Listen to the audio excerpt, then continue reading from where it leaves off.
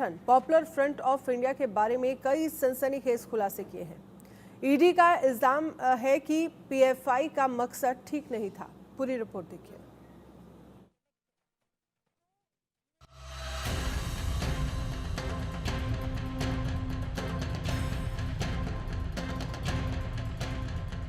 PFI पर अब तक सबसे बड़ा खुलासा, ईडी ने जब्त की 57 करोड़ की संपत्तियां। विदेशी फंडिंग आय का सनसनीखेज खुलासा, खाड़ी देशों से सबसे ज्यादा होती है फंडिंग। भारत में अशांति फैलाने की साजिश, भारत को इस्लामिक स्टेट बनाने का पीएफ का प्लान बेनकाब। चौंकिए मत, ये सब खुलासा हुआ है ईडी की जांच रिपोर्ट में। भारत में प्रतिबंधित संगठन पॉपुलर फ्रंट ऑफ इंडिया यानी कि पीएफआई के खिलाफ 2 साल से चल रही ईडी की जांच में नए खुलासे हुए हैं।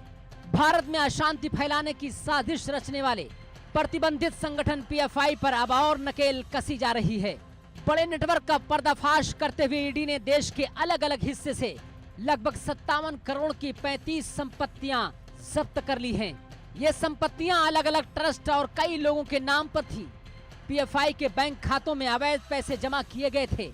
उनमें से देश के कई राज्यों में पैसे जमा थे, जैसे केरल, कर्नाटक, तमिलनाडु, तेलंगाना, दिल्ली, राजस्थान, महाराष्ट्र, बिहार, पश्चिम बंगाल, असम, जम्मू कश्मीर और मणिपुर के अलावा देश भर के 29 बैंक खातों में फंड जमा किया गया था।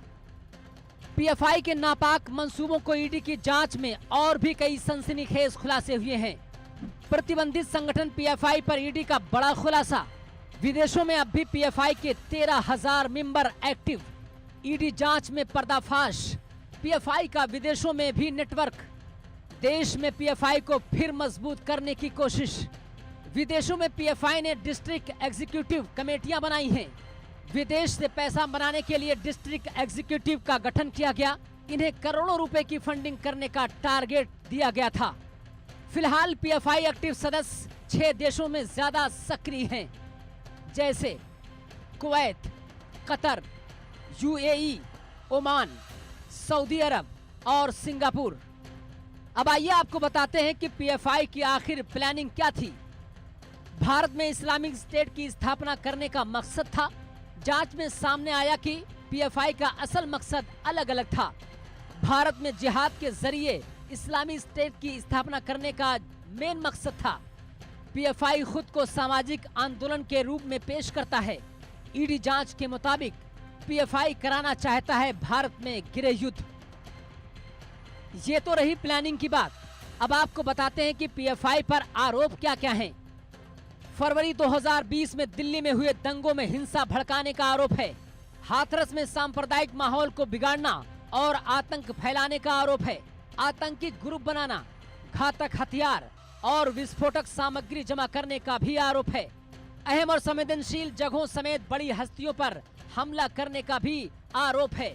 पीएम मोदी की पटना यात्रा के दौरान अशांति फैलाने के लिए ट्रेनिंग कैंप बनाने का भी आरोप है।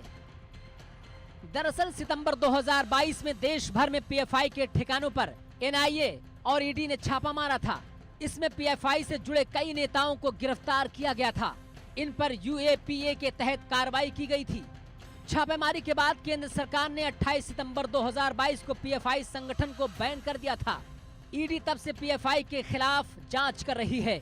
अब ईडी की इस कार्रवाई के बाद माना जा रहा है कि पीएफआई की कमाई का जरिया बंद हो गया है और अब आने वाले वक्त में पीएफआई पर ईडी और भी सख्त कार्रवाई कर सकती है।